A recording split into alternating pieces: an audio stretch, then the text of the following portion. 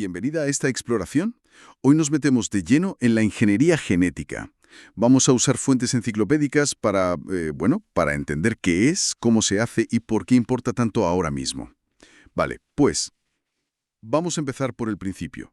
¿Qué es exactamente esto de la ingeniería genética? Hablamos de modificar los genes, ¿no? Directamente. En un organismo, usando tecnología, Exacto. es manipular el material genético de las células. Y lo que la hace muy diferente de, digamos, la cría selectiva de toda la vida Ajá. es la precisión y el alcance. Puedes coger un gen muy concreto de una especie e insertarlo en otra completamente distinta. Un pez y una planta, por ejemplo. Wow. Vale. Es mucho más directo, puedes añadir genes, quitarlos o incluso silenciarlos. Y el resultado, pues, es lo que conocemos como un OGM, un organismo genéticamente modificado. ¿Cuándo empezó? Hagamos un repaso rápido de la historia, porque imagino que no es de ayer. No, para nada. Tiene ya sus décadas. El primer gran paso fue en 1972. Paul Berg creó la primera molécula de ADN recombinante. O sea, unió trozos de ADN de sitios diferentes. Vale, el 72. ¿Y un año después? El 73, sí. Herbert Boyer y Stanley Cohen consiguieron meter ese tipo de ADN en una bacteria, la primera bacteria OGM. Ahí ya empezó la cosa en serio. Y en el 74, Rudolf Heinisch creó el primer animal transgénico, un ratón. Un ratón. Y luego ya aplicaciones más, digamos, prácticas, ¿no? Leí algo de la insulina. Exacto, 1978. Se consiguió producir insulina humana usando bacterias modificadas. Un hito médico tremendo. Y en el 82 ya se empezó a vender esa insulina. Increíble. Y más cosas, ¿no? El tomate este que duraba más. Ah, sí, el Flavor Sabre salió en el 94. Estaba diseñado para madurar más despacio en la estantería. Y bueno, hasta mascotas hemos tenido. En 2003 se empezó a vender el Glowfish, un pez cebra fluorescente. Un pez fluorescente, ¿vale? Y más recientemente todo el mundo habla de CRISPR. Eso fue en 2012, ¿verdad? Parece que ha sido una revolución. Totalmente. CRISPR-Cas9 y otras parecidas como Talent han cambiado las reglas. Han hecho que editar genes sea, mucho más fácil, barato y preciso que antes. Ha sido un acelerón brutal para la investigación y para pensar en nuevas aplicaciones. ¿Y cómo funciona? O sea, simplificando mucho, ¿cuáles son los pasos? Pues mira, a grandes rasgos. Primero, eliges el gen que te interesa y lo aíslas. Se suelen usar unas tijeras moleculares, que son enzimas de restricción, o una técnica llamada PCR. Vale, aislar el gen. Luego, normalmente necesitas muchas copias de ese gen. Se clona, a menudo usando bacterias y unos trocitos de ADN circulares llamados plásmidos. Clonarlo, ¿sí? Después, preparas ese gen. A veces lo combinas con otras secuencias, como promotores, que son como interruptores para que se active, o marcadores para saber qué células lo tienen. Entiendo, como un paquete completo. Eso es.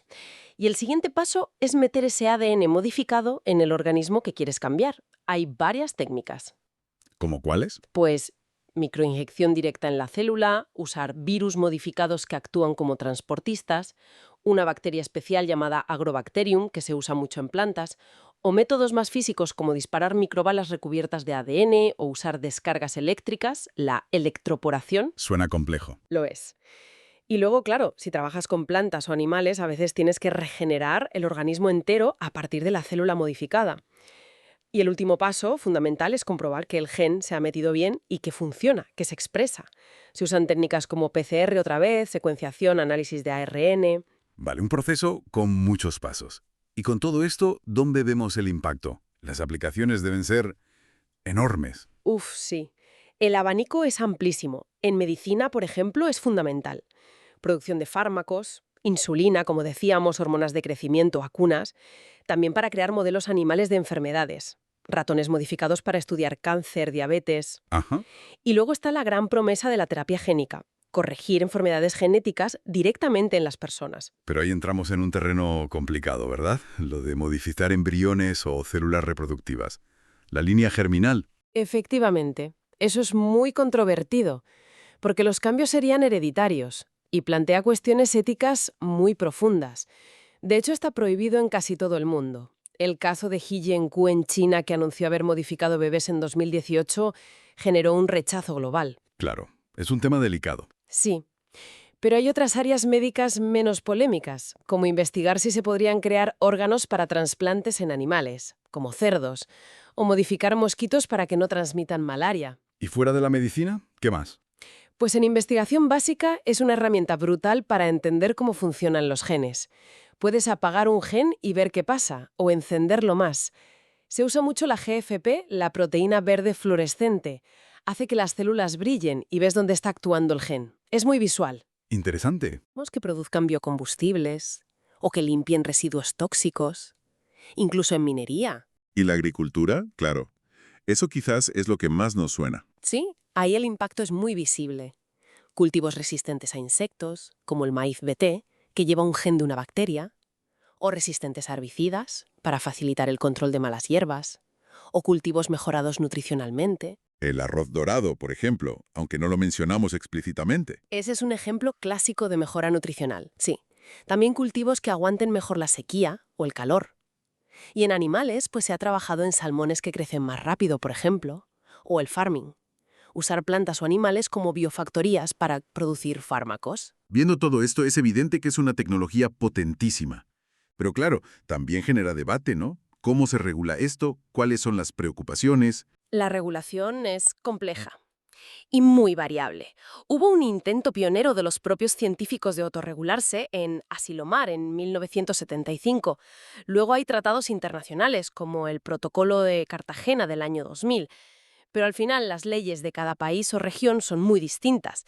Piensa en Estados Unidos y la Unión Europea, sobre todo en el tema del etiquetado de los alimentos OGM. Sí, hay mucha diferencia ahí. Exacto. ¿Y las controversias? Pues giran en torno a varias cosas. La ética, claro. El miedo a jugar a ser Dios. Las patentes sobre formas de vida. La ecología. ¿Qué pasa si esos genes modificados se escapan a poblaciones salvajes? ¿Qué impacto tienen otros bichos? Y la seguridad alimentaria, por supuesto. Aunque sobre la seguridad de los alimentos, parece que hay bastante consenso científico, ¿no?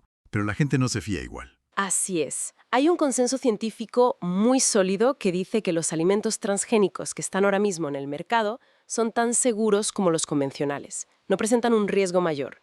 Pero sí, la percepción pública a menudo es diferente, más escéptica. Por eso casi todos los expertos coinciden en que hay que evaluar cada OGM caso por caso. Ver qué modificación es, para qué se usa. Entendido. Entonces, para ir resumiendo, una tecnología transformadora, con un impacto en casi todo. Medicina, industria, agricultura, investigación. Sin duda. Un poder enorme. Y nos deja con una reflexión final, quizás. Ya no estamos solo modificando los genes que existen. Ya hay científicos que han creado bacterias con letras nuevas en su alfabeto genético, o incluso organismos con genomas enteros diseñados por ordenador y fabricados sintéticamente. Genomas sintéticos. Sí, ya se ha hecho en bacterias. Estamos empezando a diseñar la vida de formas completamente nuevas. ¿Qué implica eso? ¿A dónde nos lleva? Es un territorio fascinante y lleno de preguntas que apenas empezamos a explorar.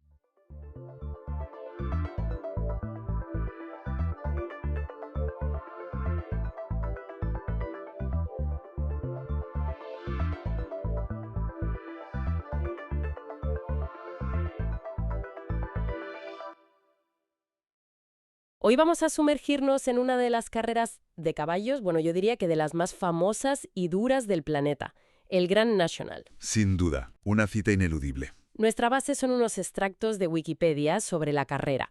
Queremos entender qué la hace tan especial, ¿no? Ver su historia, momentos clave, récords y, claro, también las polémicas que siempre la rodean. Así que vamos a ello. Pues sí, se corre en Aintree, en Liverpool, y como decías, no es una carrera cualquiera. Es un steeplechase, o sea, saltos muy serios y con handicap. Lo del handicap es importante, ¿verdad? Para igualar. Exacto. Se añade peso a los caballos con, teóricamente, más opciones. Son casi 7 kilómetros, ¿eh? 30 obstáculos, qué tela, en 2 vueltas. Vamos, una prueba brutal para caballo y jinete. Y un evento cultural enorme en Gran Bretaña. Háblame de esos obstáculos, porque no son vallas normales. Para nada. Son mucho más grandes, más imponentes, tienen nombres propios que ya dan una idea. Becher's Brook, por ejemplo. Ese es famoso por la caída después del salto, ¿no? Justo. La recepción es más baja que el despegue, y eso desequilibra mucho.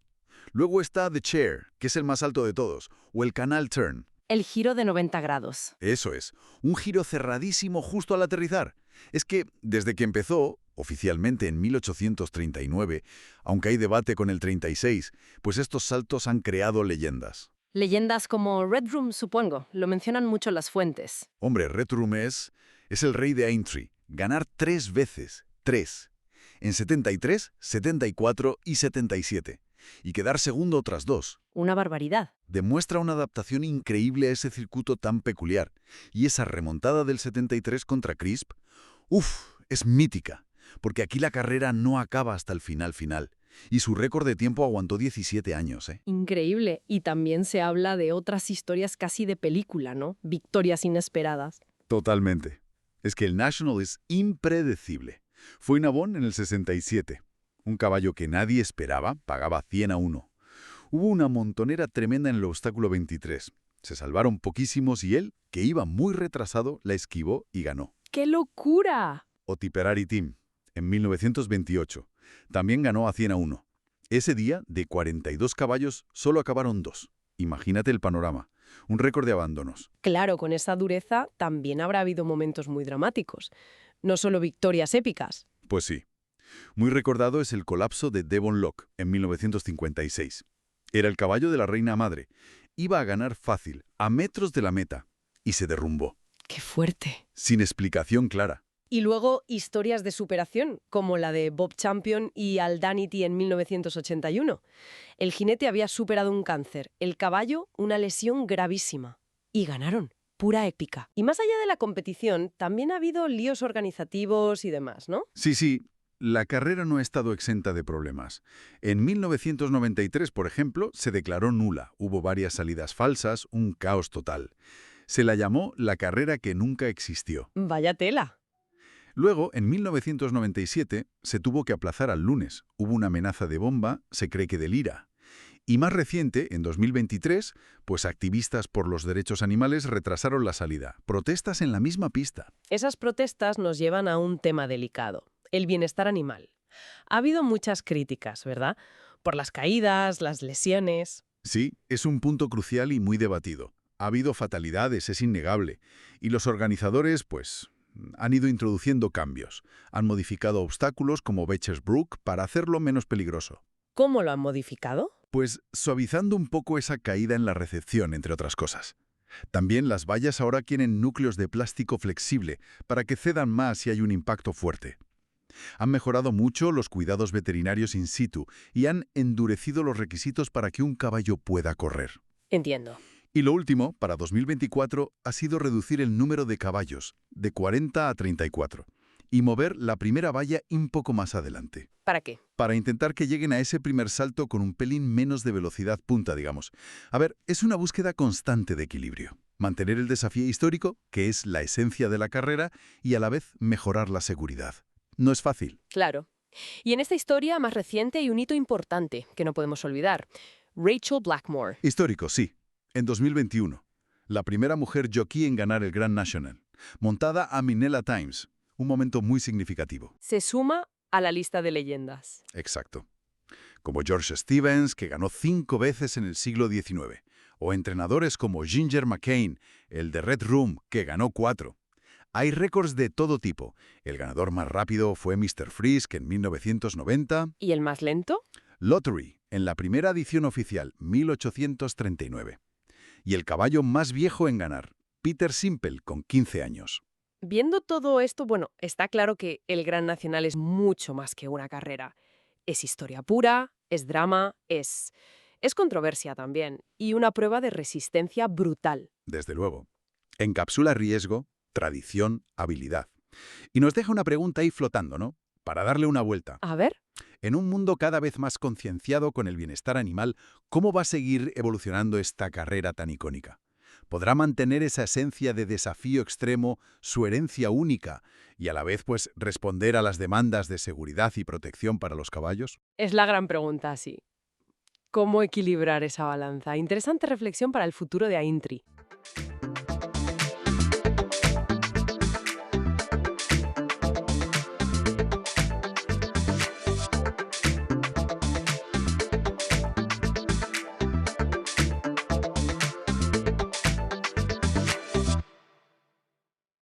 Hoy nos metemos en un tema que la verdad tiene mucha miga, la arqueoastronomía, que no es solo mirar piedras antiguas y estrellas, no. No, no, va mucho más allá. Es entender cómo veían el cielo las culturas antiguas, cómo formaba parte de su vida, de su mundo. Una mezcla de arqueología, astronomía, antropología. Eso es. Y bueno, para explorarlo un poco vamos a comentar un texto general sobre el campo. Queremos sacar las ideas clave, los ejemplos que más nos hagan pensar en esa conexión con el cosmos. Claro, y es que esa mezcla es lo interesante y lo complicado a la vez, ¿sabes? Hay que mantener un equilibrio. Por un lado necesitas rigor científico, mediciones, estadística, astronomía pura y dura. Sí, Pero por otro, necesitas la interpretación cultural. Entender el contexto, con ayuda de la antropología, de la historia. No vale solo con decir, esto apunta a Sirio. Hay que preguntarse, bueno, ¿y por qué Sirio? ¿Qué significaba para ellos? entendido. Y fíjate, al leer sobre esto me pareció que hay como dos grandes enfoques, o al menos se mencionan a veces. Algo así como arqueoastronomía verde y marrón. ¿Nos cuentas un poco? Sí, bueno, son etiquetas un poco, digamos, informales. Salieron de las portadas de unos libros. Pero sí reflejan dos tendencias. La verde, que se asocia más con Europa, el viejo mundo, Ajá. se centra mucho en la estadística, en analizar alineamientos de monumentos, sobre todo megalitos. Busca patrones, ¿entiendes? Patrones matemáticos que digan, aquí hay intención. El trabajo de Alexander Thom con los círculos de piedra en Gran Bretaña es el ejemplo clásico. Ah, sí, me suena. Aunque bueno, sus ideas sobre una precisión altísima todavía generan bastante debate hoy en día. Vale, ¿y la marrón? Pues la marrón, que quizás se ve más en las Américas, se apoya más en lo que tenemos escrito o lo que sabemos por la etnografía para darle sentido a los restos arqueológicos. Ah, claro. Piensa en los mayas, por ejemplo. Tenemos códices, como el Códice de Dresde, que nos hablan de su interés enorme por Venus. Sabían muchísimo. Increíble. Entonces, claro, buscas si ese interés se ve reflejado en cómo orientaron tal templo en Chichén Itzá, o en Uxmal, o en el simbolismo que usaban. Tiene lógica usar todas las fuentes posibles.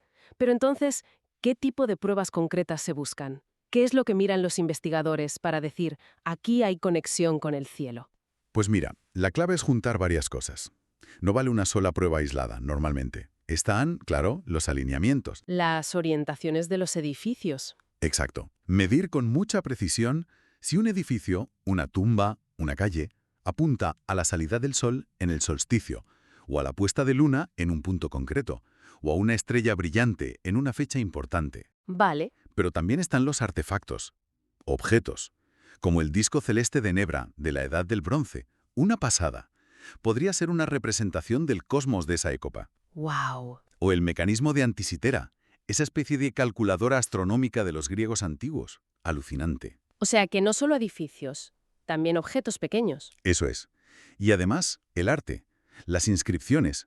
Hay petroglifos grabados en roca que son espectaculares, como la daga solar en Fajada Butte, en Nuevo México. La daga solar. Sí, allí, justo en los solsticios y equinoccios, unos rayos de sol pasan entre unas losas y dibujan líneas de luz sobre unas espirales grabadas.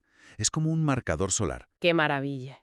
Y bueno, no podemos olvidar los códices mayas, llenos de tablas astronómicas. O la etnografía, estudiar cómo sociedades actuales o del pasado reciente usaban la astronomía. Por ejemplo, la importancia en Mesoamérica de los días en que el Sol pasa justo por encima, por el cenit.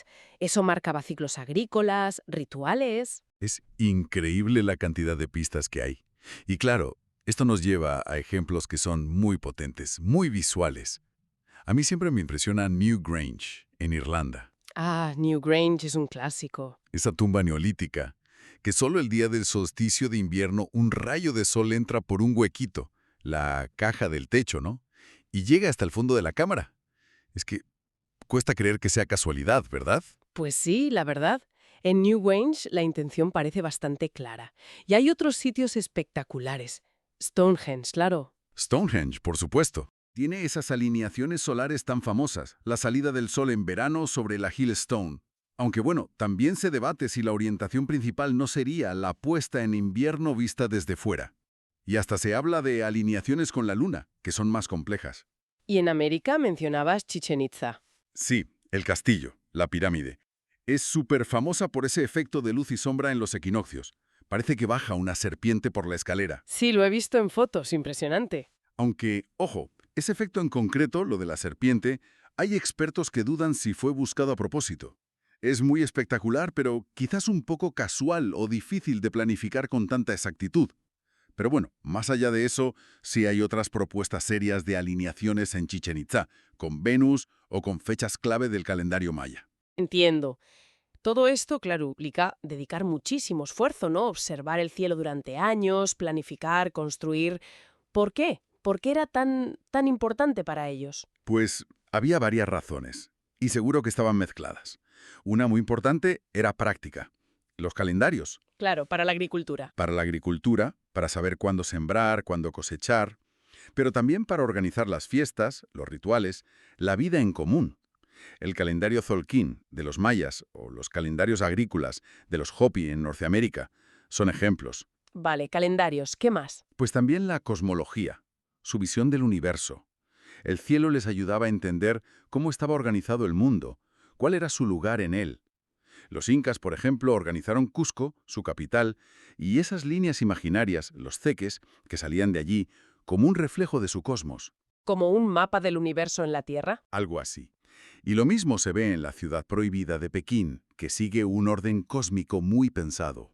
Calendarios, visión del mundo. ¿Algo más? Y, cómo no, el poder político y religioso. Ah, claro. Si tú, como gobernante o sacerdote, demuestras que entiendes el cielo, que controlas los ciclos, eso te da legitimidad, conectar tu poder terrenal con el orden del cielo. Piensa en los templos egipcios enormes, como Karnak, alineado con el solsticio de invierno. O en que quizás no todo el mundo podía acceder a ciertos observatorios o conocimientos, como se cree que pasaba en la Isla del Sol de los incas. Saber del cielo era una forma de poder. Entonces, resumiendo un poco, lo que nos enseña la arqueoastronomía es, bueno, que esa conexión de las culturas antiguas con el cosmos era mucho más profunda, más íntima de lo que a veces pensamos. El cielo no era solo un fondo bonito. No, para nada. Era parte activa de la vida, de la sociedad, de la cultura. Una visión del mundo muy diferente a la nuestra, quizás. Exacto. Y eso tal vez nos deja con una pregunta para darle una vuelta, ¿no? Ahora que vivimos en un mundo donde, bueno, la contaminación lumínica nos esconde las estrellas muchas veces Sí, y donde la tecnología está siempre de por medio, ¿qué hemos perdido? ¿Qué hemos perdido al alejarnos de esa observación directa cotidiana del cielo que tenían tantas culturas? ¿Qué tipo de saber o de perspectiva sobre nuestro lugar en el universo se nos ha escapado con esa conexión que ya no tenemos tan presente?